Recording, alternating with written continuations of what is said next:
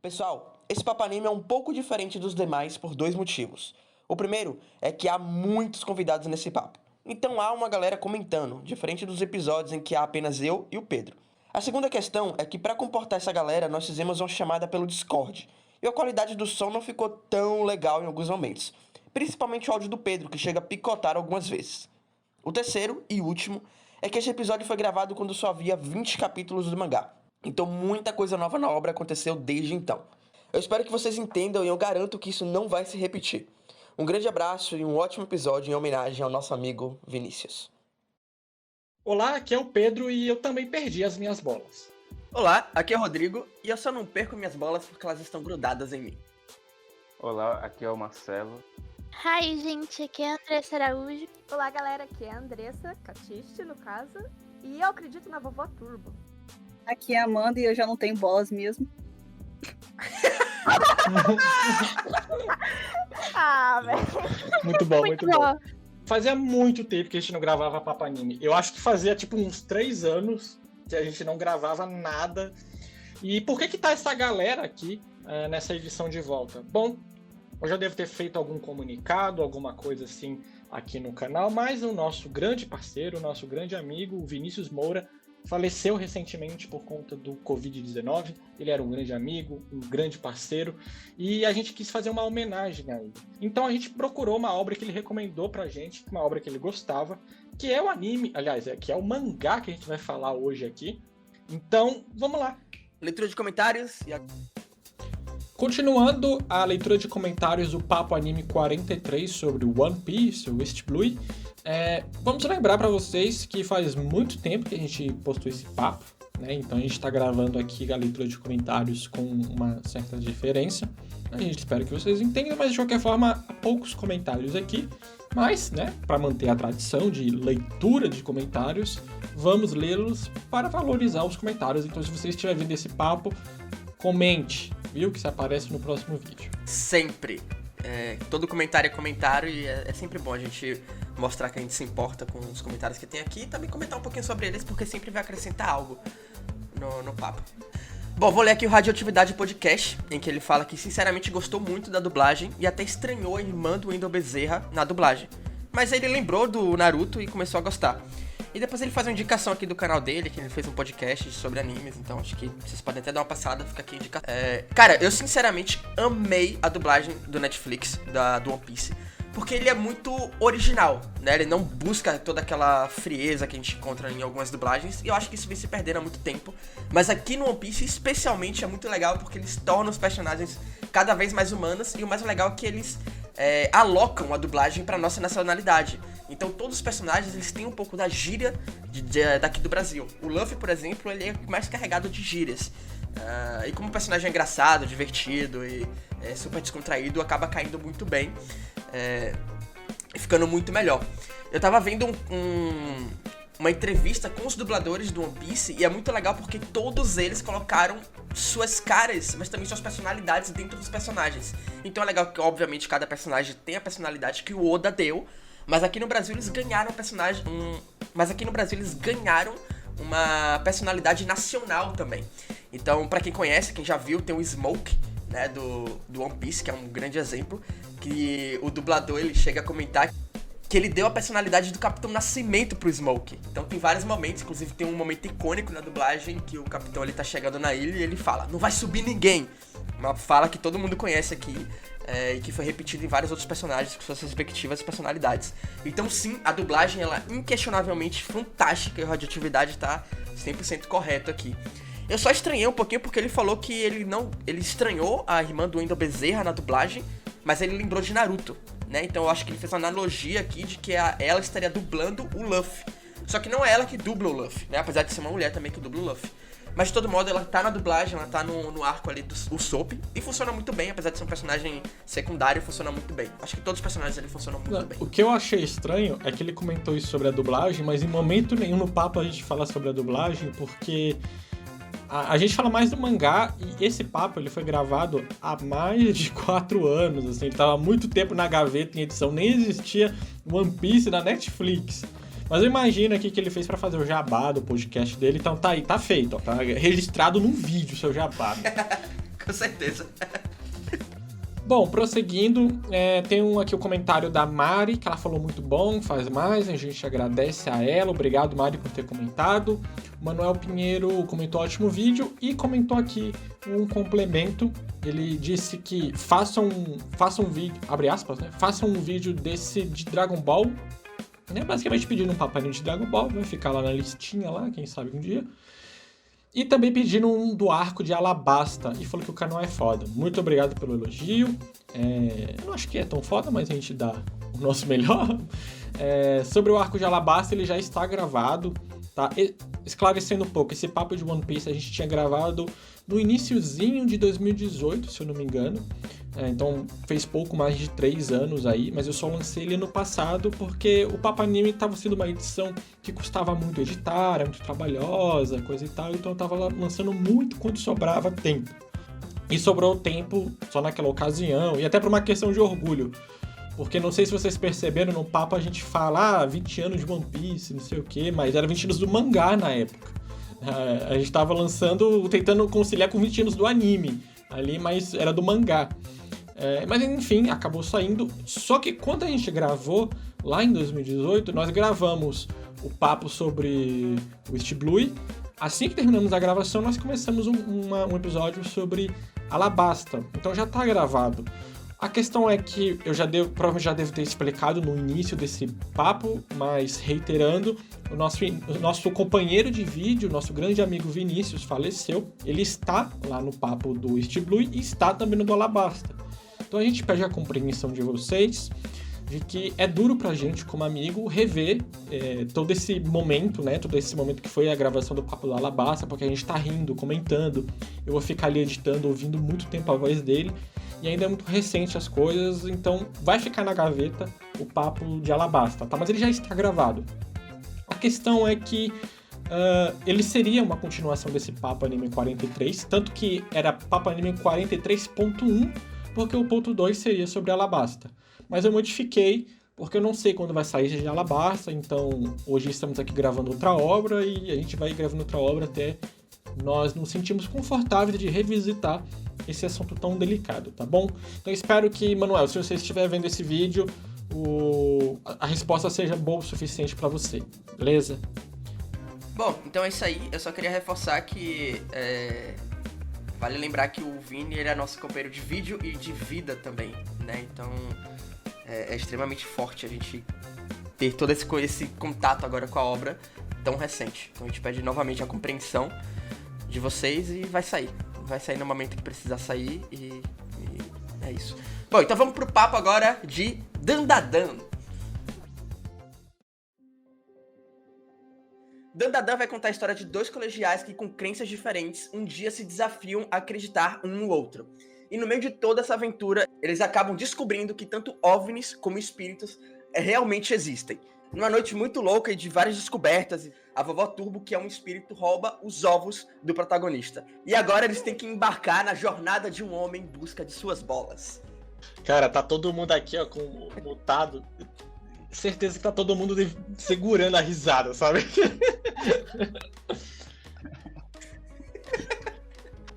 A gente já vai falar aqui das expressões iniciais, porque aí vocês falaram, nossa, Rodrigo, aqui lendo você também não entende nada. É de fato isso, o cara se desafiando a pegar um fantasma, né? E ele desafia a co-protagonista, a Ayase, que é a co-protagonista do mangá. E eles se desafiam, ela gosta de espíritos e ele gosta de ufologia, e faz ela achar algum alien, achar alguma coisa, ir lá num local onde tem um alienígena, um local onde supostamente teria aparições de OVNIs, e ela faz o inverso, ela o desafia a ir num local mal assombrado. E o grande espanto e a grande loucura da obra é que 2 lugares aparece um alienígena no local onde ela está e aparece um espírito assombrado no local onde ele está, que é a vovó Turbo, que vem a fazer o quê? Mal a ele, vem trazê-lo à morte? Não, ela rouba as bolas dele, né? Então isso já diz muito do Dandadan, que é um mangá extremamente bizarro, né, de início, e a gente tem impressões aqui muito diversas. Eu sei que até quem gostou teve uma impressão diversa da outra pessoa que gostou também. Então vamos lá. Eu sei que já que todo mundo gostou aqui, eu quero começar por quem não gostou. Marcelo, qual a sua primeira impressão sobre o mangá? Então, a primeira página já me lembrou duas coisas.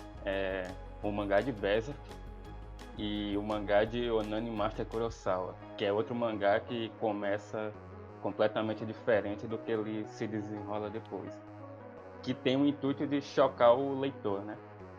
Então, a princípio, eu não estava comprando a ideia, mas eu estava deixando o mangá me levar até onde ele queria para ver o que eu iria achar de fato da leitura. Mas nos primeiros 9 capítulos que eu li, que eu não cheguei a ler o mangá inteiro até os atuais, eu não consegui realmente me divertir muito com toda a bizarrice que acontece na obra.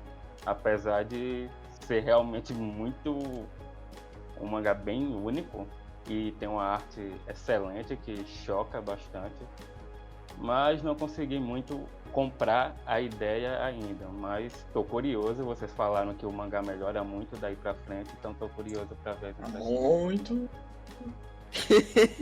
Já é meio... Melhora dentro do possível. Assim, não, e você que tá falando que melhora, pra mim já era bom. Não, talvez. Não, beijo. Alguém falou que melhora no grupo. Não, assim, e nesse sentido, a gente sabe aqui que tem uma pessoa que gostou, mas disse que tem assuntos não tão bem resolvidos com a obra. Então, Amanda, quais foram as suas primeiras impressões com o mangá? Bom, pra falar a verdade, eu não tava comprando também muito no início a ideia do mangá, porque já existe, né, zilhões de mangás sobre yokais, aparições, esse tipo de coisa. Mas a primeira coisa que me intrigou foi eles quererem misturar essa parada de ET, ufologia, com, né, sobrenatural e espíritos. Porque geralmente são duas coisas que não se veem juntos, não se encaixam. Geralmente quem tem de espírito, essas coisas assim, acha que toda aparição de ET, etc., é alguma coisa de espírito. E também quem acredita em ufologia acha que qualquer assunto sobrenatural já é algum, como é que fala? Ser, né, extraterrestre tentando entrar em contato com a gente. Então a primeira coisa que eu fiquei intrigada foi deles tentarem misturar essas duas coisas. Andressa Catisti, o que você tem pra falar pra gente sobre essa obra bizarra, já que eu vi que você gostou muito? Quando foi me dada a tarefa, assim, de ler, eu fui deixando. E ontem, isso no dia da gravação, né, falando, né? Ontem eu fui dar uma oportunidade pra ler e não tava nem um pouco, vamos dizer, com vontade. Eu imaginava que ia ser um mangá mais cabeça, mais... Vindo do Pedro ainda, mais cabeça, tinha uma subtrama. Então, é que você não sabia que foi o falso que tinha recomendado, né? Eu achei a mesma coisa, eu pensei que ia ser bem cult aí do nada. Bolas. Pois é, Pedrão. Você é a melhor pessoa aqui. E eu me surpreendi. Eu realmente gostei, porque ele é uma zoeira que você gosta. Tem alguns fatores que eu me senti incomodada, mas eu aceitei muito dessa zoeira e curti muito a obra. E eu gosto muito da apresentação do primeiro capítulo, porque ele mostra pra você que é isso que ele quer. Então, assim, é uma menina que ela acredita em fantasma, só que ela não acredita em alienígenas. E ela encontra protegendo um cara, né? E os dois meio que viram amigo, entre aspas. E é isso. Um vai desafiar o outro pra provar que o outro tá errado. E assim começa a zoeira. E é chocante, porque você tem um mangazinho, fofura, o traço normal. E depois, mais pra frente a gente vai falar melhor, tem o traço bizarro da aparição da vovó Turbo. É assim, é chocante, é zoeiro e é incrível. No nível, vamos dizer, raso, né? Não vamos falar assim, estamos falando de grandes mangás, mas eu gostei. Agora temos a Andressa Catisti. Andressa Araújo, o que foi essas primeiras impressões pra você na obra? Olha, de início eu achei muito cômica a obra e com a arte muito bonita. Só que a história ela é muito engraçada e tem pontos muito estranhos e eu não tava levando tão a sério o mangá. Mas aí depois ele começou a ter uns assuntos mais emocionantes que eu realmente não esperava e conseguiu, tipo, me surpreender. Mas uma parte que me incomodou muito foi a parte dos alienígenas, em que eles pegam a Yassi e fazem aquelas coisas com ela. E Tem um fanservice brabo ali. Pois é. Também. Exato. E até agora eu não entendi se o alienígena tinha um peru helicóptero. Beleza. Não, é realmente. E parece que, assim, essa doença do primeiro capítulo ela não se repete a esse nível, né? Mas existe ali um fanservice, sim. Ela se repete agora nos últimos capítulos, ela se repetiu. Mas ela sempre tá lá em alguns quadros, você percebe, e tanto a nossa querida avó da protagonista. Existe o fanservice, apesar de não ser aquela coisa meio doente que é você colocar um alienígena comprando uma garota de colegial. É meio ofensivo depois. Totalmente bizarra. Rodrigo, fale pra nós o que você achou. Faz um tempo que eu venho me sentindo um pouco cansado com obras repetitivas, né? E como a Amanda falou, é uma obra que você encontra em qualquer lugar, na verdade. OVNIs, espíritos, exorcismo, shonen em geral, né? E eu comecei a ler a obra com um certo ceticismo, mais do que ele sem acreditar um no outro, sabe? Eu não estava acreditando na obra em si. E eu li os primeiros capítulos assim. Só que, cara, de verdade, eu tive a mesma impressão que todo mundo aqui. É bizarro no início, mas você começa a achar graça, involuntariamente. Você acha tão idiota que começa a rir. E aí eu percebi que eu vinha tendo essa crise existencial com obras porque era um problema meu, e não das obras, né? E foi quando eu resolvi desligar o senso crítico, a gente vai falar muito sobre isso aqui, que não é uma obra de fato para se levar a sério, apesar dela ter assuntos importantes ao longo do caminho, não são assuntos que vão ser debatidos a fundo, porque não é o foco dela no fim das contas, mas é sempre bom estar ali. E o fim disso tudo é que ao desligar o meu senso crítico, cara, eu achei a obra sensacional. Eu dei risada a cada página praticamente, vinham dando risadas em todos os capítulos, porque ela é isso, sabe? Ela é essa junção de loucuras, de maluquices, de personagens bizarros, de vovós turbo, uma vovó turbo, na verdade, que acaba roubando o ovo de um cara. E você, cara, não tem como você levar essa obra a sério. A verdade é que se você procura seriedade demais, você tá querendo pirraçar. E se você vê a obra como ela quer ser vista, você acaba se divertindo, que é o que ela propõe de verdade a ser. Claro que tem seus momentos de fanservice e tudo mais, que isso é totalmente discutível, mas no geral eu venho amando a obra de verdade desde que eu passei a ler como ela deve ser lida mesmo. Sim, eu concordo contigo. Eu vou tipo, fazer uma defesa pra você com esse fato de não gostar. Eu lembro que quando recomendaram o mangá pra gente, nem eu e nem você gostamos do início, né? A gente falou, pô, como que você recomenda isso pra gente, né? Negócio sem sentido. Porque assim, mas o meu foi mais não foi a questão de levar a sério, me deixar abalado com qualquer tipo de bizarrice. Como se ele tentasse, olha, você achou isso aqui bizarro? Não achou? Peraí que tem mais alguma coisa bizarra. E eu acho que a brincadeira perde a graça ali no primeiro capítulo. Eu não gosto muito do primeiro capítulo, e o auge é justamente o que a Andressa Araújo falou, que é o momento que você tem um alienígena, vou estuprar aqui, meu grande objetivo é estuprar uma garota, uma adolescente, e vou fazer aqui toda uma ceninha dela seminua e tal, pra agradar em fanservice. Eu li por muito tempo Gantz, né? O Gantz é um mangá de mais de 300 capítulos, e o Gantz é um mangá que tem esse modus operandi, ele te choca, ele é um escopo totalmente diferente, mas ele te choca nesse escopo diferente justamente, que é, olha, eu sou um mangá adulto, olha como eu te choco. Então, tá vendo essa personagem aqui? Ela vai morrer hoje. Nossa, você não se chocou? Então o próximo que vira amanhã, ele vai perder a cabeça para um dinossauro. E o autor, eu acho que ele usa isso muito bem no início, é muito instigante, porque a trama ela é bem misteriosa, né? Para quem não sabe a história do Gantz, pessoas que estão no momento da morte, elas são levadas para um exame, onde elas têm que provar, é como se fosse bom, vou tentar fazer um puta resumo aqui de Gantz, mas é um Battle Royale de pessoas que iriam morrer. No momento da morte, elas são levadas para esse local e elas competem entre si para ganhar uma pontuação, sair daquele mundo e poder voltar a ter sua vida. E é muito legal, porque o mangá mostra que a maioria das pessoas no início querem sair, mas depois de ver tanta morte, tanta violência, tanto sexo, elas começam a ficar viciadas nesse ciclo, e aí quando elas ganham uma pontuação alta, elas não usam pra sair, elas ficam viciadas no Gantz. E aí elas usam essa pontuação para continuar, para comprar equipamento melhor dentro do exame, essas coisas, usar o chocar como artifício. Então, veja que essa personagem, ela vai morrer hoje. E depois, lá pra frente na história, a coisa perde... Você perde o medo da coisa, sabe? Se você tem medo que um personagem morra, que um personagem mate alguém, que um personagem perca um membro, que algo aconteça, você começa a ver que é mais um ciclo, que as coisas se repetem muito. Então, quando vem o Dandadan em 2021, depois de ser calejado de gigantes, querendo me impressionar com o piruzinho velho murcho de um alienígena, não vai ser isso, meu amigo. Não vai ser isso. Vai vir muita coisa pior, velho. Modus operandi de roteiro que eu já sei que não dá certo.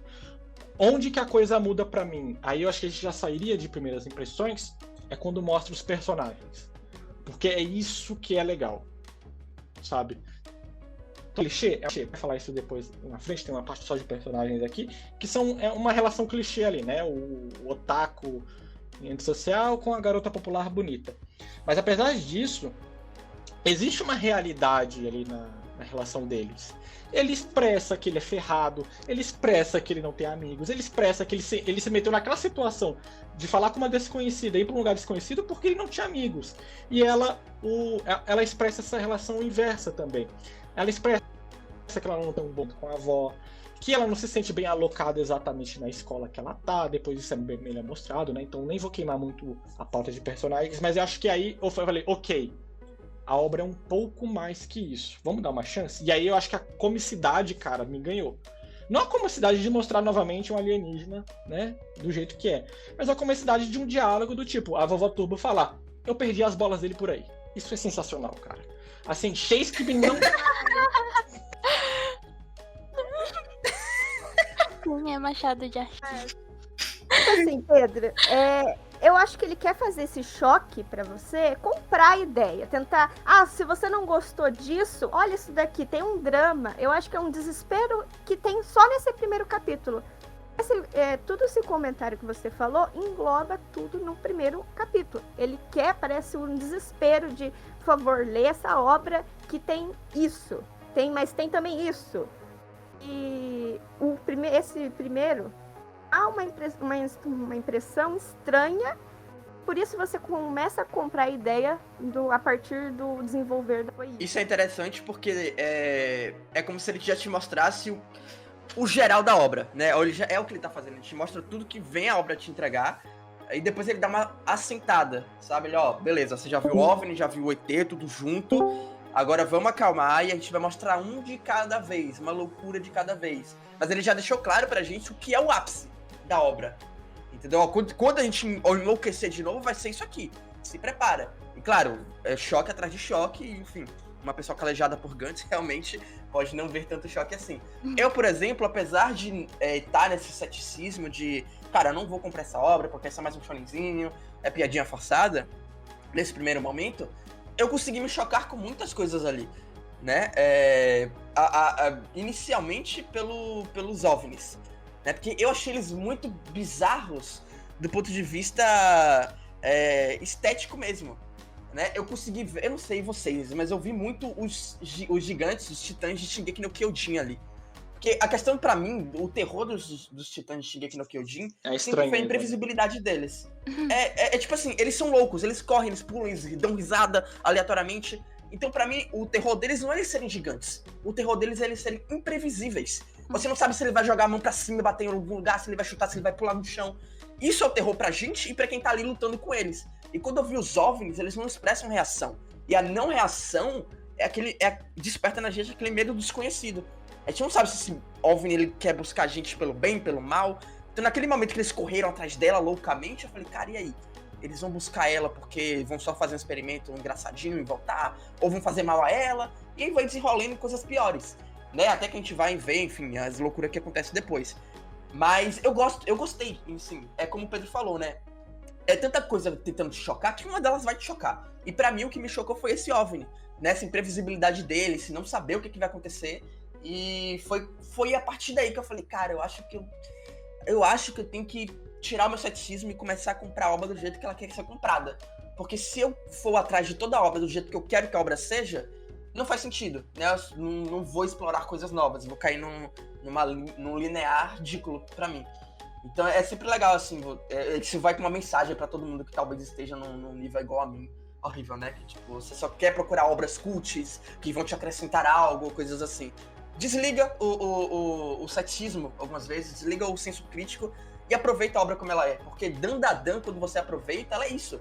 E ela é muito mais, porque ela te entrega essa bizarrice, ela te entrega esse imprevisível, ela te entrega algumas coisas. Cara, a gente vai falar sobre a arte daqui a pouco. Eu tenho umas coisas pra falar sobre a arte que... Cara, se eu fosse 7, eu falaria, tá, foda-se. Mas não, eu consegui aproveitar como eu precisava aproveitar essas artes. E ela realmente entrega o que ela tem que entregar. Pois é, eu queria, cara, ter curtido assim, mas pra mim foi igual a experiência do Pedro. Eu senti que a obra estava tentando me chocar a todo custo e não consegui me importar muito com nada.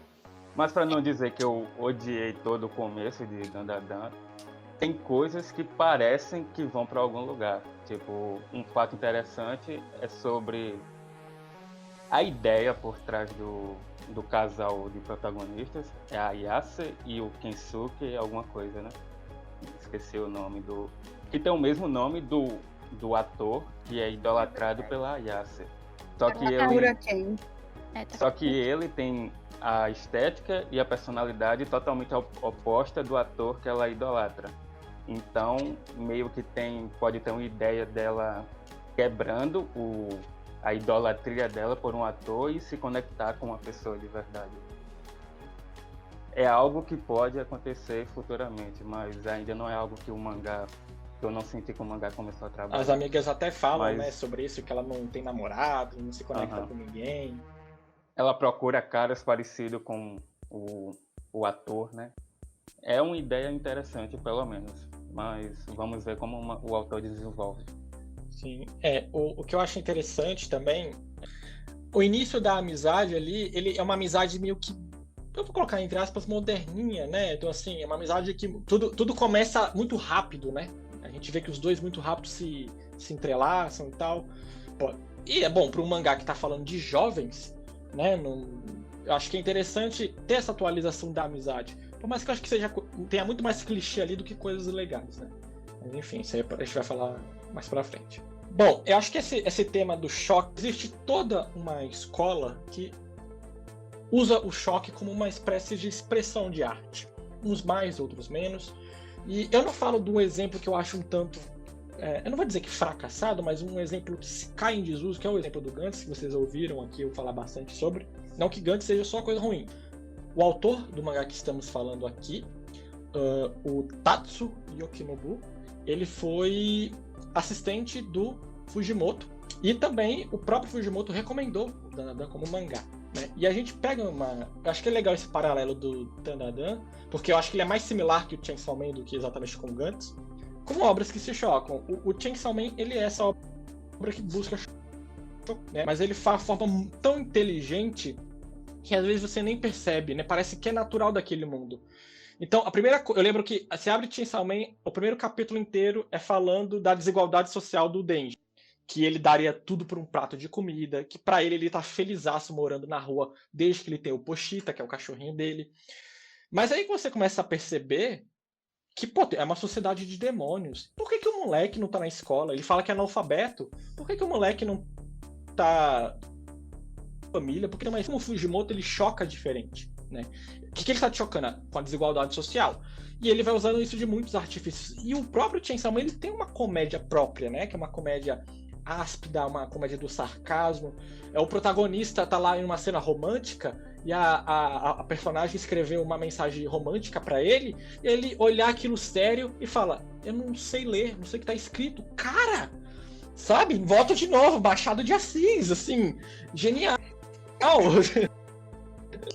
Esses autores que sabem chocar, né, que usam a arte de chocar como uma forma de fazer o motor do seu roteiro.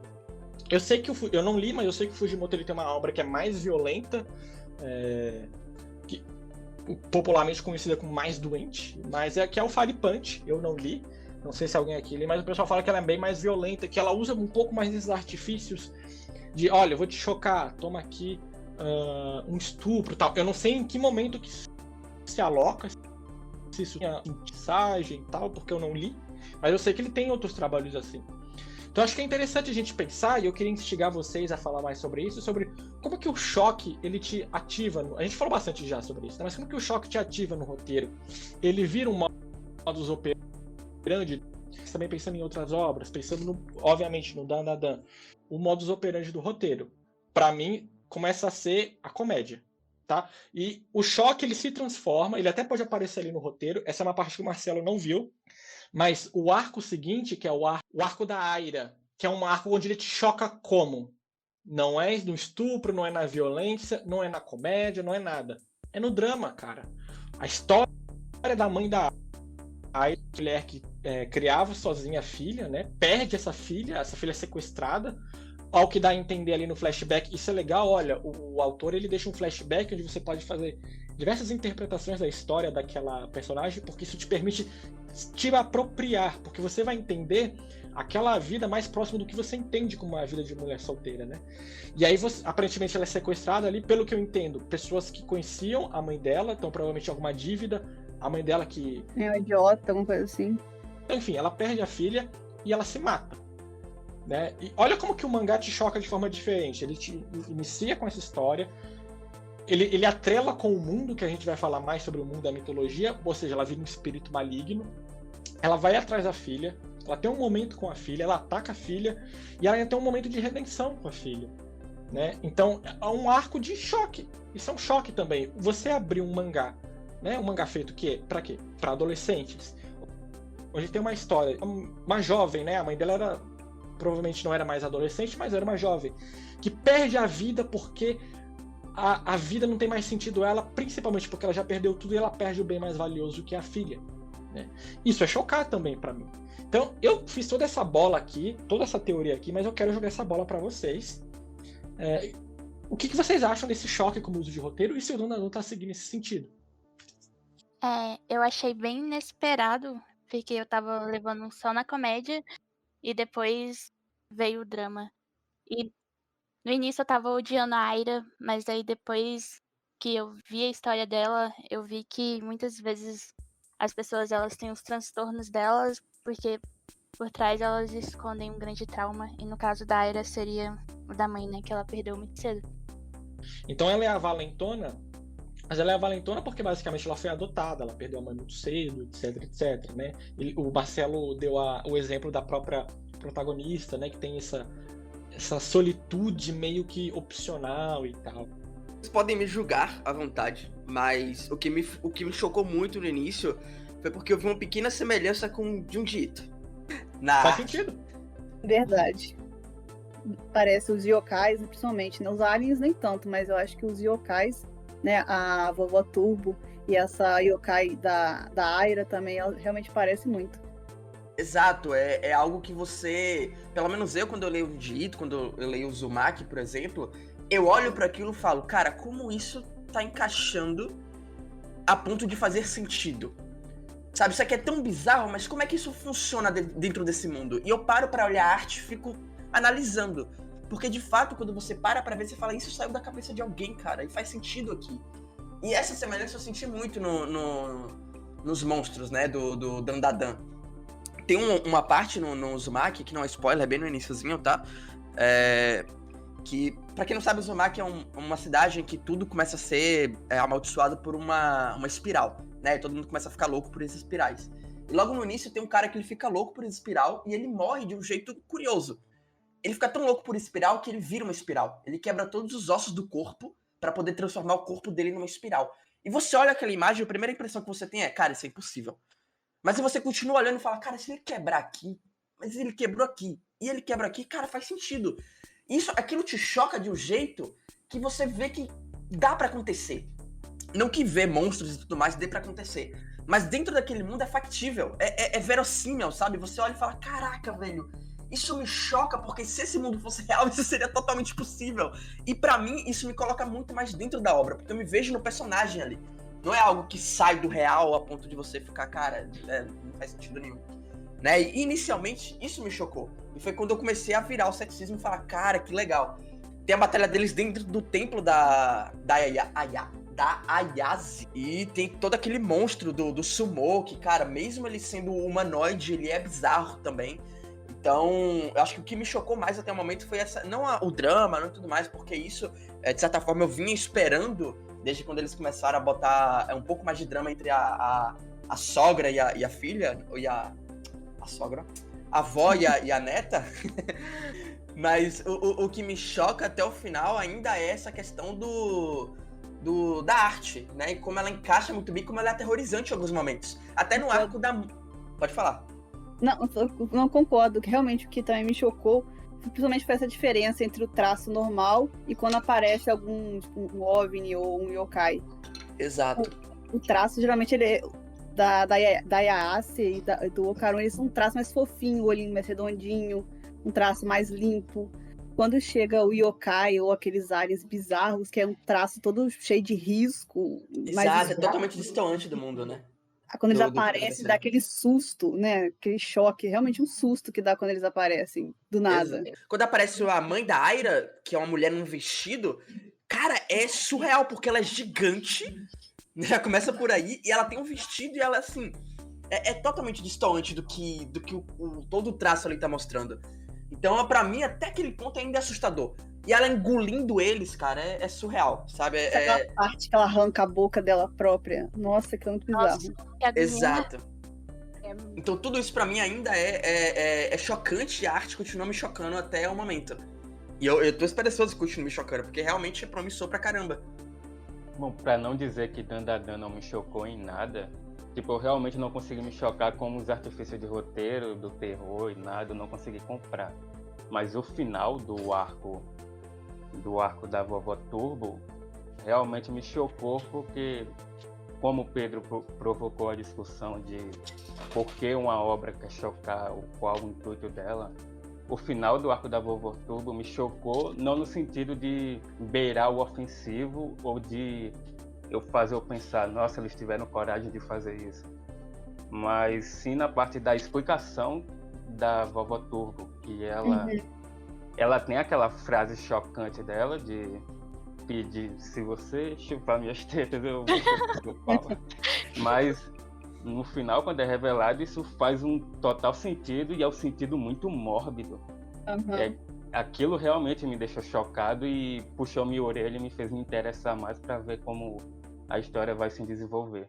Ela tá naquele túnel onde morreram muitas garotas de formas horríveis, sendo estupradas e abusadas de várias maneiras, e ela tá ali para consolar a alma dessas garotas. Então, todo o contraste que a gente tinha da personagem até aquele momento, até ter aquela revelação, é algo que dá um contraste muito interessante para a obra. Essa pegada o arco seguinte, né, que é o que você acabou não podendo ver. Essa pegada um pouco mais profundo, né? Essa parte de ter uma história profunda, eu já tava meio que esperando, porque toda obra que tem, basicamente, yokai, essas coisas, os yokais, eles não estão no mundo à toa, né? Eles estão porque eles não fizeram a passagem, ou tem alguma coisa do tipo. Então, geralmente tem histórias trágicas por trás, né? Estão presos aqui, ou tem algum sentimento que carregam, tanto que a Vovó Turbo, ela fica no túnel, no caso, por causa desses sentimentos, e aconteceram assassinatos, aconteceram várias coisas dentro daquele túnel, e ela tenta não minimizar, né, mas ela impede de outras pessoas, porque no mangá fala: os mortos não podem mexer com os vivos e os vivos não podem mexer com os mortos. Então, que no começo do túnel tem uma faixa proibindo a passagem para ficar em paz, vamos dizer. Aquele lugar, um lugar que tem que ter respeito. Eu gosto muito de uma cena que eles estão tendo a luta deles. E a Vovó Turbo, por ela falar tantas as coisas, de tipo, eu vou pegar suas bolas, me dá suas bolas. E quando o rapaz vira pra ela, então tá, então deixa eu pegar as suas. Eu passo a cena. Ele dá uma mordida, gente. Eu não aguentei, gente. E olha, Eu quebrei total, Me dá cara. orgulho. Que isso? Orgulho.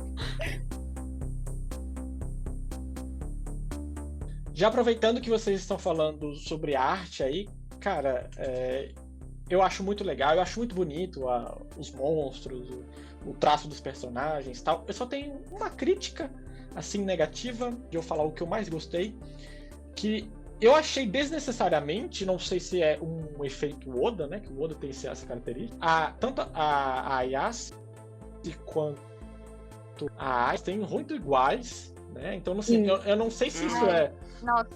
Eu achei que fosse a mesma pessoa quando apareceu. Só Será que um que ela cabelo foi diferente. É. Eu pensei assim, ué, mudou o cabelo? Mudou um lado no intervalo? Não entendi. Achei que As aconteceu alguma amigas coisa. dela são iguais. Eu também assim achei estranho. Não é. Porque aí começou um diálogo que não tinha nada a ver com ela. Mas eu não sei se isso é proposital ou se é como acontece com o Oda, né? O Oda, ele de fato repete o rosto dos personagens. Tem vários Ouros, vários Luffys. Mas eu teria essa crítica só pra fazer. Não entendo qual que foi essa curiosidade.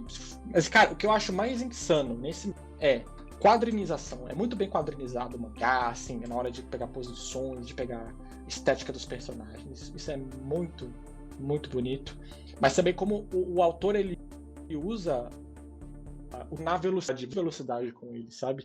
Então tem uma cena que é em cima de um trem. E você sente a velocidade do trem, cara. E fazer isso no anime já é muito difícil. Quem dirá em um mangá, né? Então o traço dele faz todo sentido em mostrar as faíscas saindo, em mostrar também a velocidade do trem, mostrar como tanto personagens quanto o monstro que está perseguido tem velocidades diferentes em cima do trem, a paisagem vai mudando de quadro a quadro. Assim, eu penso no puta trabalho que isso dá, né? Isso aí tem que saber desenhar muito bem, né? Tipo, é uma técnica. Eu acredito que seja uma técnica muito bem utilizada pra poder fazer, porque realmente dar movimento é bem complexo. Eu lembro que, não sei qual era o mangá, acho que era Ballroom. A galera se frustrou muito com o anime, na verdade, porque eram quadros estáticos. E o mangá, ele dava muita impressão de movimento. Então tinha muito essa intriga, né? Que enquanto o mangá ele era tão bem tecnicamente desenhado pra mostrar o movimento, o mangá do anime era só parado. Então, cara, é realmente de bater palma. Quando você vê um mangá que ele é tão bem feito esteticamente e te passa essa impressão de movimento e tudo mais. É muito incrível, muito incrível. Aproveitando que a gente já engatou nos personagens, acho que é legal a gente falar como eles funcionam muito bem pra narrativa e pra comédia, né? Porque todos ali, apesar de a gente ver que eles são clichêsões e tudo mais, eles de certa forma são engraçados do seu jeito. Eu acho que o autor ele consegue aproveitar muito bem as suas limitações de cada personagem, né? Como o Pedro falou, o personagem, o Guri, ele nunca sofreu nada, pelo menos aparentemente até o momento não. Ele é só um guri que ele é meio excluído no colégio. Isso é sofrer, né? Tudo bem. Mas assim, o que eu digo é... Não. Bullying, gente. Tampa um negócio na cara do moleque, gente. Tampa bola. Não, ele sofre bullying, mas é verdade. Não é que ele não sofre, assim, ele deu muita sorte, né, nesse mundo que essa é a ideia do roteiro, né? Vamos fazer um otaquinho que ganhou na loteria. Mas tem algo que a gente estava falando mais cedo, que é justamente essa atualização do que é cada um dos personagens. E uma coisa que eu gostei muito é que, assim, ele é excluído, ele sofre bullying e tudo mais, mas quando a garota, ela começa a aparentar estar saindo com ele, a primeira coisa que as amigas falam é: tudo bem, pode falar, não tem problema, se você tá saindo com ele, a gente aceita, sabe?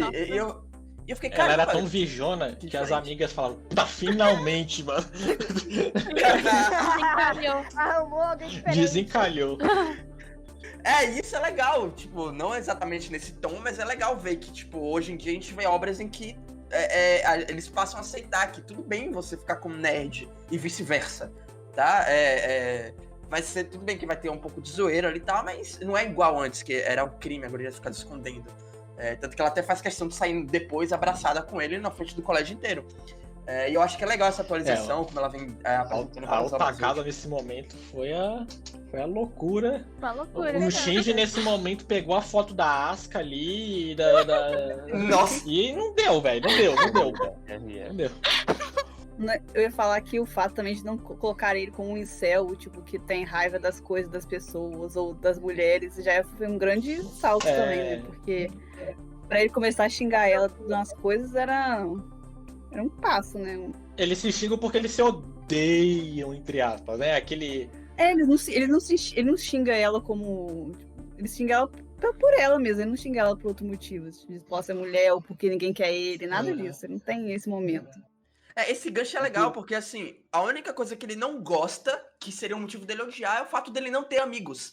Que é um impulsionamento pra ele poder ser, tipo assim, ir atrás de pessoas. Né? Você vê que ele, assim, ele sempre quis ter amigos. O problema é que as pessoas não queriam ele. Mas nunca foi tipo, eu odeio essas pessoas e tudo mais. E isso é legal, porque você vê um personagem mais positivo. Pois é, o que eu gosto dessa dinâmica de personagens é que é bem casual mesmo. Não tem muito aquele diálogo enfadonho de mangá, na maioria dos mangás. É um diálogo bem fluido. Eles se xingam mesmo, é uma interação bem bacana. Menos quando vai ter o corte pra cena de drama e o personagem começa o monólogo. Eu era muito triste, 6 anos atrás eu não tinha uma amizade, agora você foi minha primeira mas tem que amiga, ter, né? eu precisava falar com você. Tem que ter. Eu não acho que ninguém faria um monólogo desse quando você tá conhecendo uma pessoa. Ali me quebrou, mas eu valorizo a ideia de ter essa interação mais moderna, por assim dizer, e é Vou te falar que às vezes eu tô no metrô e tem gente que fala comigo a vida inteira do meu lado, eu nunca nem vi. Tem essas pessoas. Tem, sempre. Se fosse uma pessoa de terceira idade, eu entenderia. Mas é um jovem adolescente chato que... Não, ele é velho de alma, o Marcelão. Vovó Turbo, pô. Vovó Turbo. Literalmente alma. Não, mas concordo com você, tipo, tem umas exposições ali. E novamente, né, voltamos aqui pra personagens e comédia, o fanservice fica ali rondando as meninas. Né? Se tem uma piadinha, uma pontinha aqui pra Daphne, mostra. E a avó também, né, o que é mais esquisito aí. Não perde, né? Os enquadramentos são top até nessas horas. Nossa senhora, meu Deus do céu. Marcelo, você tá gravando um podcast, meu amigo. Eu não assumo as consequências disso aqui. Às vezes tem 200 views, às vezes tem 2.000, às vezes tem 20.000. Cara, já que tocaram nisso, tem uma hora também que me incomodou. Tem hora que o personagem da Vovó Turbo, quando ela tá gatinho, serve simplesmente pra ficar explicando as coisas, né? E antes é a avó da Yas. Aí tem hora que ela simplesmente para e fica explicando.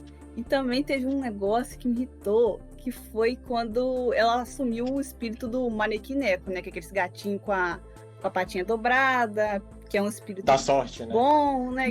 Da sorte. E basicamente ele explicou assim: então, isso tudo aqui, esse plano deu certo porque eu agora sou um gatinho da sorte. Vocês viram isso? Assim. Não, eu gostei. É muito cringe, Não, cara. eu gostei disso, porque assim, ela não fala. Bom, pelo menos na tradução que eu vi, o que ela fala? E eu não lembro exatamente como que ela encaixa o diálogo, mas ela fala: e tudo isso aqui poderia estar acontecendo se eu fosse um bichinho da sorte de verdade, algo assim. Tipo, ela deixa em aberto que tudo aquilo ali, a sorte está fluindo para que tudo aquilo de mal ou de bom aconteça. Eu acho até ok, né? Pensando numa obra que, pô, tem uma velha espírito que rouba bola, né? Eu acho que é mais o jeito que ficou o negócio do que o acontecimento, sabe? O jeito que ela parou sim. E começou a explicar ali, e depois falou assim: por acaso, eu sou um gatinho da sorte. Então, isso poderia não ter acontecido, mas aconteceu, sabe? Tipo, eu fiquei, tipo...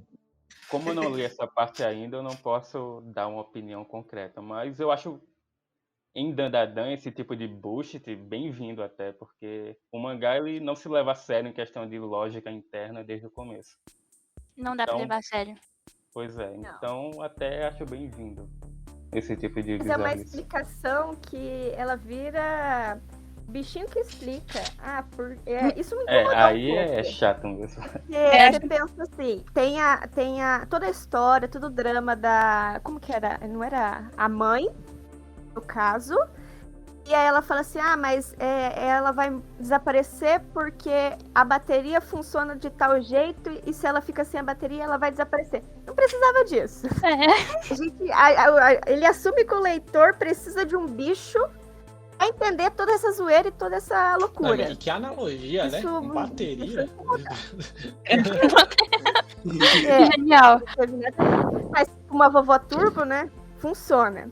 E uma coisa que eu gosto gostei bastante dos personagens é o fato de ele estar no pé de igualdade, os dois são central, os dois participam, e porque estamos falando de uma editora que tem muitos personagens, né, masculino, e não temos muito o central de ter dois palanques assim, igual.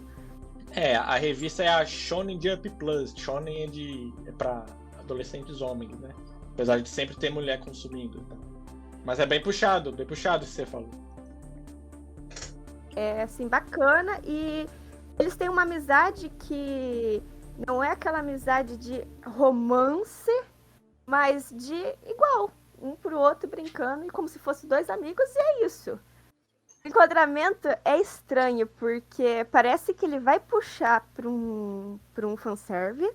Ele tem, em toda a cena você percebe, o cara vai se transformar, ele tá maneiro. Aí passa pro outro quadro, a menina tá jogada de um jeito que você olha e fala assim, eu ignoro ou não? Tudo bem, calcinha, vamos tem tanta calcinha nisso, Jesus. Assim, a avó usa, eu não sei definir, se é uma camisola, não é uma camisola, né? Uma camisa, vestido. Se é um vestido, se é um shorts, eu ainda não defini. Eu ignoro, porque não dá. E que vó bonita, né? A Andressa puxou um tema muito interessante, que é justamente esse pé de igualdade entre os personagens, né? E eu acho que existe um exercício legal, porque assim, eu vi agora a Andressa falando, em alguns momentos falando, sobre o protagonismo e o co-protagonismo de um ou outro. Só que a forma que eu li, pelo menos a narrativa que eu acompanhei aqui na minha cabeça, pra mim, nitidamente a protagonista era a garota. E o garoto era, né, tipo, pra mim, totalmente. O garoto, pra mim, ele tá ali na história junto com ela. E ela tá ali, enfim, ele é a engrenagem da coisa, né, o motivo da história rodar. Mas pra mim, ela é a protagonista 100%. Pelo menos a minha visão foi essa. Nerd não é fraco e nem ela, por ser mulher, é fraca. Isso Não, eu não tô falando de questão de força. Isso eu puxei, na verdade, eu aproveitei o seu gancho de pé de igualdade. Eu acho que em questão de força, ambos têm, é discutível e tudo mais, mas a gente não tem nem como mensurar isso, né? Porque a obra tá construindo os dois. Mas em questão narrativa mesmo, sabe? Eu acho que o garoto, ele tá entrando mais na vida dela, tipo, conhecendo mais, entendendo mais o mundo a partir dela, e tudo gira basicamente em torno dela, né? É ela que conduz a história e ele tá indo atrás, sabe? Ele é a desculpa pra engrenagem acontecer e tudo mais. Mas em momento nenhum eu consegui ver ele como o centro, ou o protagonista. Mas isso, Rodrigo, assim, eu concordo, ela é a protagonista, não à toa, é ela que vai nas capas dos volumes. Pode ver, no My Anime List tem uma capa, inclusive, que é ela que tá como prioritária, né, na imagem. Mas tem, por exemplo, em mangá direcionado para homens, quando tem a protagonista feminina, geralmente não é o protagonista masculino que vai, é a feminina mesmo, quando é de romance, essas coisas. E assim, isso não impede, assim, o fato dela ser a protagonista não impede de haver trocas de protagonismos, né? Então assim, no protagonista não impede que eu tenha 100 capítulos só onde o Zoro é o protagonista, onde o protagonismo é repassado. Então eu acho que é isso, os dois dividem protagonismo, apesar dela ser a protagonista da história e não daquele momento. Amanhã ele pode sumir, né? Ou algo assim. Hunter vai provar, né? Que o bom tá 20 mil capítulos sumido aí. Com certeza. Eu concordo, o exemplo do Hunter no Hunter é bom. Então assim, ela é a protagonista, mas atualmente, nos 20 capítulos, mesmo está dividido. Tanto que no My Anime List, ela tá como principal, ele também, e a Aira também está. Então, provavelmente a Aira vai ter um protagonismo, não significa que ela vá se tornar protagonista.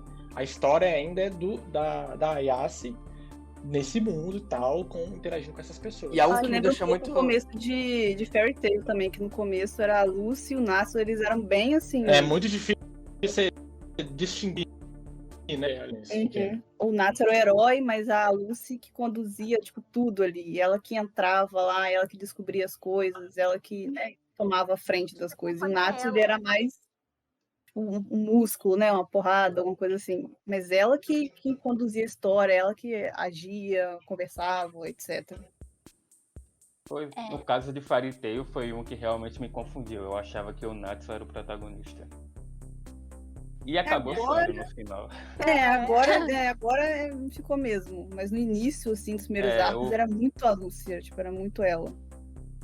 Tudo, né? Tudo O Natsu ele era mais bobão no início, ele não fazia muita coisa. Parando pra pensar, acho que o primeiro episódio, o primeiro capítulo, realmente começa com a Lucy, mas acho que quando o Natsu começa a agir, ele rouba toda a cena pra ele. Quando ele começa a agir, fica da dropei mesmo. Quando ele começa com aquela parada de dragão, assim, Enfim. aí começa para a história dele que ele meio que rouba mais o protagonismo. No início tipo a Lucy. E quando vai ter o famoso arco de protagonista do personagem secundário foda, vulgo Erza, até o Natsu vira o protagonista do arco. Mano, como que vocês estão falando mal de Fairy Tail numa live sobre Dan, velho? Me digam, assim. Dá Vocês pra são falar gênios. mal de Fairy Tail em qualquer local. Não, isso Não, eu eu concordo. defendo Fairy Tail. Fairy Tail é meu amorzinho, velho. Não, eu defendo Amizade faz isso. o machismo. Fairy Tail é demais. Esse último capítulo do Dandadan, eu fiquei muito feliz, pelo menos ao que pareceu, que possivelmente ia se formar um trio ali, e seria um trio de 2 garotas e um garoto, né? Que vai contra muitas obras shonens aí, que normalmente são 2 garotas e uma garota. Como o Jujutsu Kaisen, que tá em alta aí agora, né? Mas uma coisa interessante que a Amanda falou, né? O fato de no shonen, onde a protagonista é a mulher, o homem assume o papel de fazer porrada, de fazer as coisas e tal, e a mulher fica, né, sobre as coisas, que olha, legal, Conversa com o pessoal, que conecta com os outros. A Yase quase ficou nisso, né, no meio ali, pelo capítulo 8, 9, quase que ela só ia ser a médium, e ele o cara porradeiro. Mas depois ela assume essa posição também de dar porrada. Ele principalmente, né, no último capítulo, na última página, aparentemente ela vai ser isso também. Eu vi que não era pra levar a sério mesmo, que a parada era louca. Quando eu vi uma véia, aí eu falei... Porque assim, aquele momento que eles dois, ao mesmo tempo, encontram suas descrenças, né? O garoto encontra a velha, a menina OVNI, eu falo, caraca, aí veio não sei se você tirou a aura, assim, que ficou... Cara, baixou uma aura super assustadora aqui agora. Tipo, o mangá vai tomar um rumo totalmente diferente. E aí a velha fala, chupa minhas tetas que eu chupo o seu pau. Cara, eu quebrei. Aí foi que eu falei, fudeu. Cara, não tem como levar isso a sério. Caraca, eu ri tanto nessa parte. Nossa Senhora. Prova que os yokais são melhores que os OVNIs, né? Porque ela pelo menos ofereceu uma troca. Os aliens já chegaram, né? É verdade. E tem a parte também da Aira que ela se acha especial por pegar a bola do Takakura. Meu Deus, cara. Inclusive, eu sei que existe uma piadinha disso, porque mais em fonética japonesa, porque eles têm um negócio lá que eles não podem falar certas palavras, né? Tipo bola mesmo. E tem um trocadilho de pronúncia mesmo, com bola dourada, bola de ouro. Esse negócio. O One Piece já fez isso naquele episódio. Tem isso Ilha mesmo. das Mulheres. Caramba! De ouro. Verdade. Caramba, verdade. Também tem aquela parte que ela está falando, a gente capturou você, não sei o que, blá blá blá, não sei o que, cadê as bolas dele? Ele, perdi por aí. Assim na cara. Vamos fazer um prato? Vamos, não vamos. Né? Mano, esse arco da cagada também é uma crescente surreal. Que é tipo, ele que tá lá com vontade, ele fica, caralho, o que vai acontecer, velho? Tipo assim, eles vão resolver ou não vão? E vai crescendo, pá, vai no final inevitável. Ele tem que cagar e elas olharem. Surreal, cara, surreal. Na É muito portinha, bom. assim, olhando. Cara, imagina, coitado, né? Imagina a cena, você tendo que cagar na casa dos outros, que já é uma foda inacreditável. E olhando. Assistindo. Não, tem várias partes icônicas, assim, cara.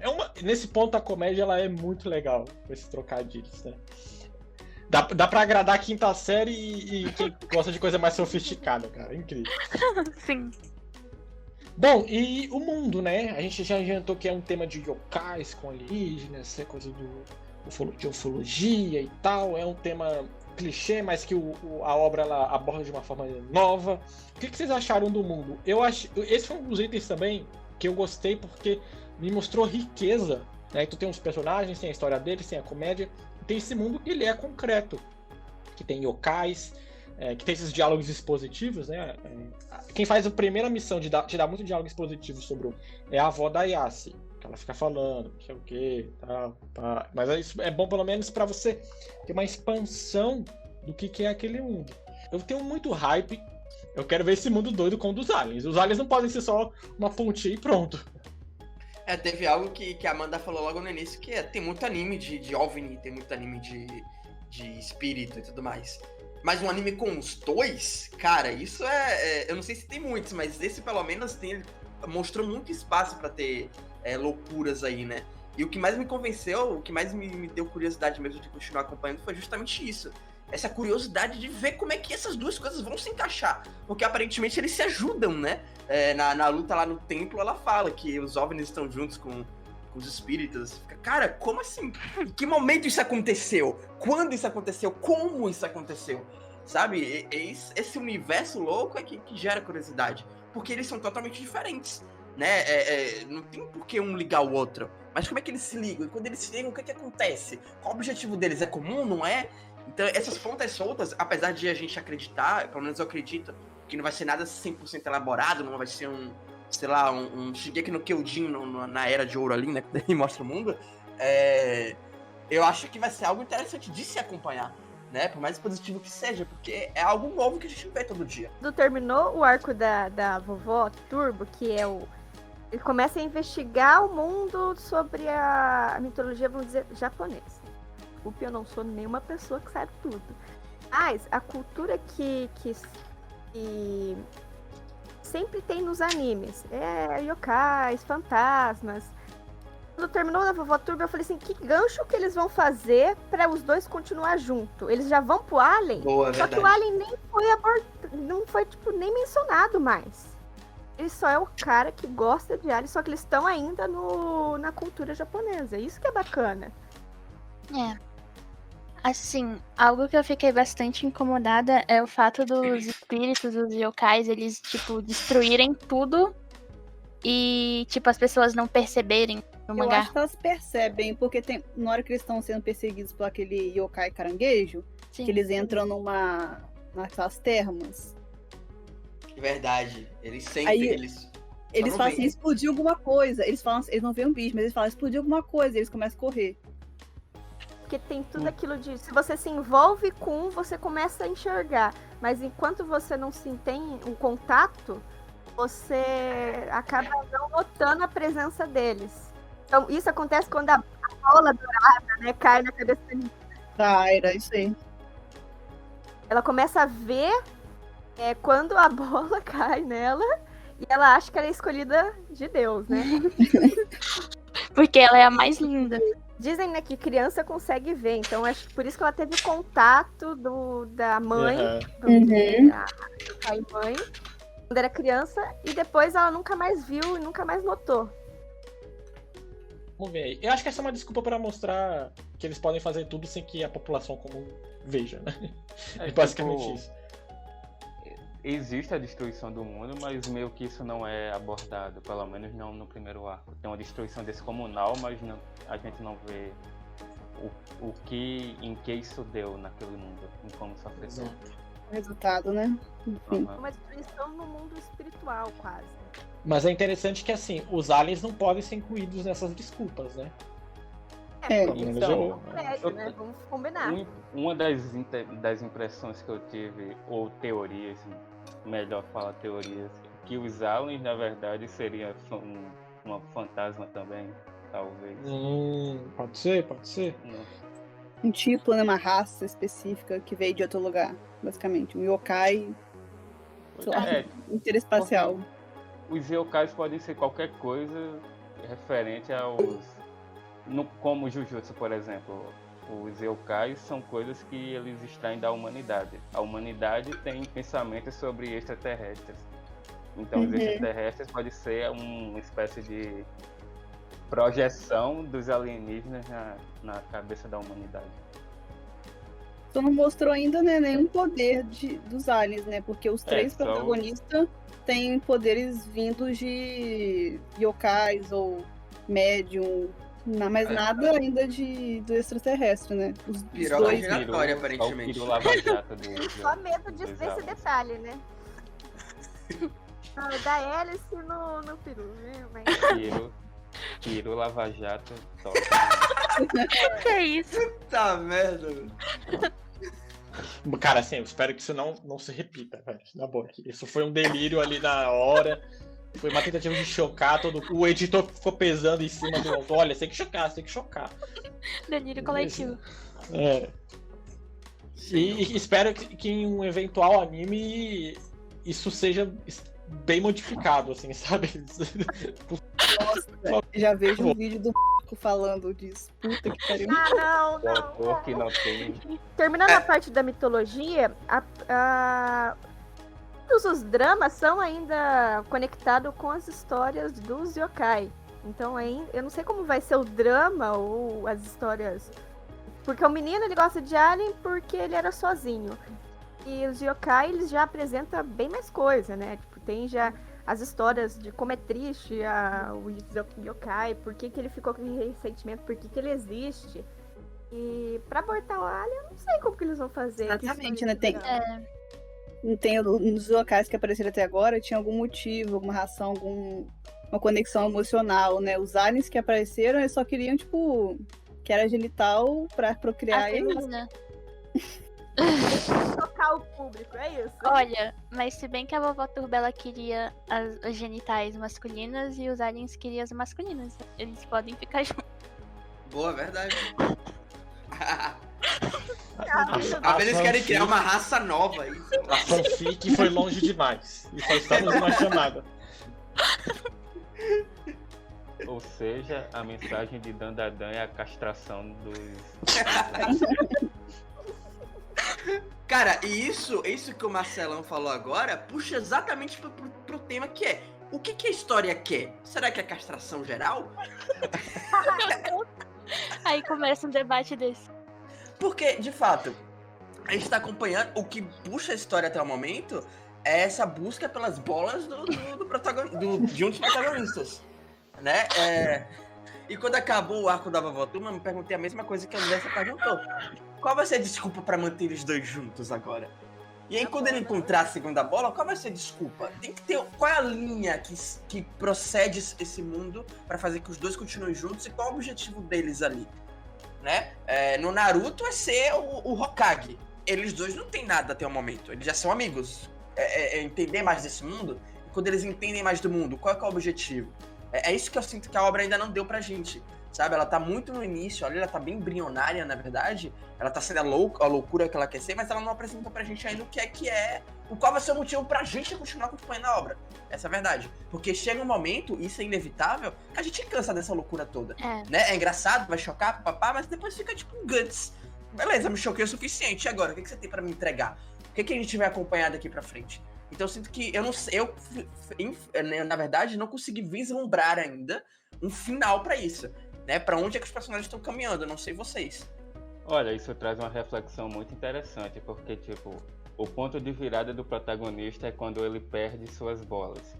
E quando ele perde suas bolas, ele se torna mais feliz, fica mais animado, consegue uma amiga. Ou seja, um homem sem bolas seria um homem melhor.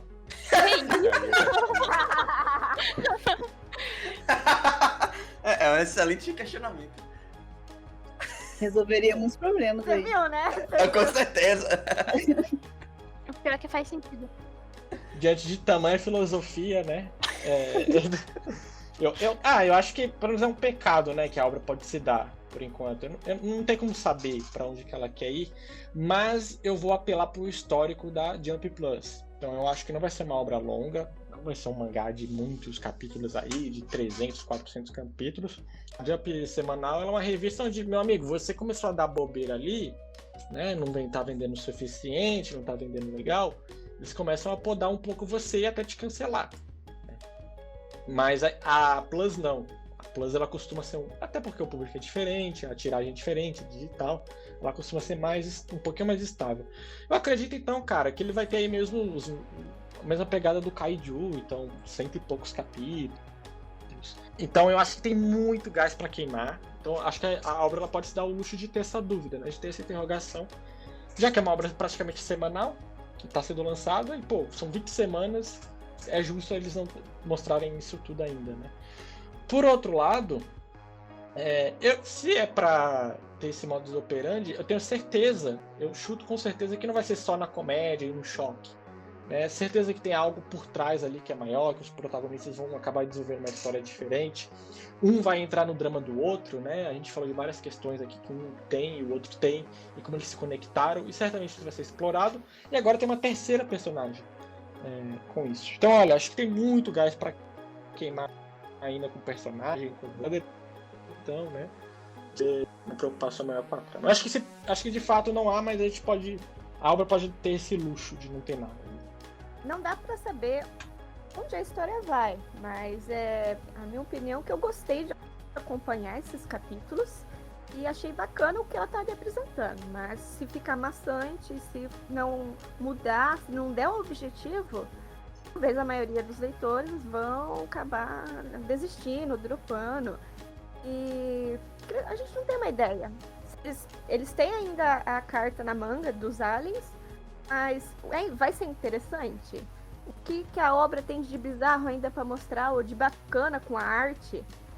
E não dá pra saber. Mas eu acho que eu ainda consigo acompanhar um pouco. Pois é, e como o autor de Dandadan ele tem influências com o autor de Chainsaw Man, o autor de Chainsaw Man já falou em alguma entrevista que ele gosta de histórias que você não sabe qual a proposta dela até ela terminar.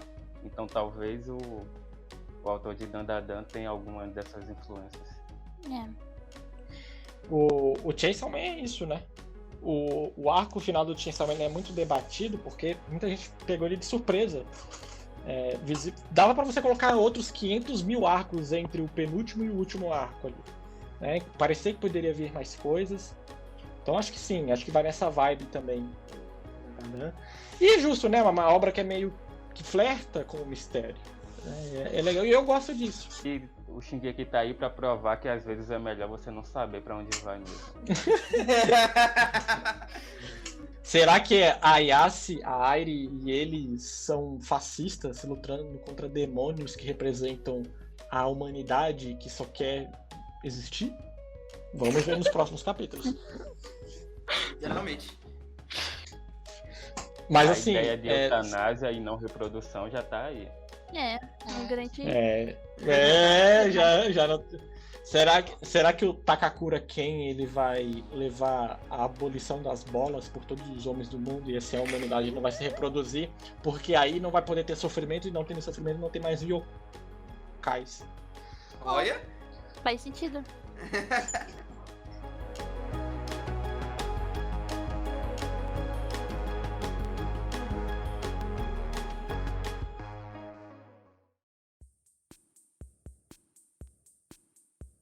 Bom, galera, esse foi o nosso papo anime sobre Dandadan. Espero que vocês tenham gostado do papo. Então é mais uma primeira impressão geralzona, um bate-papo com vocês e a nossa grande homenagem ao Vinícius.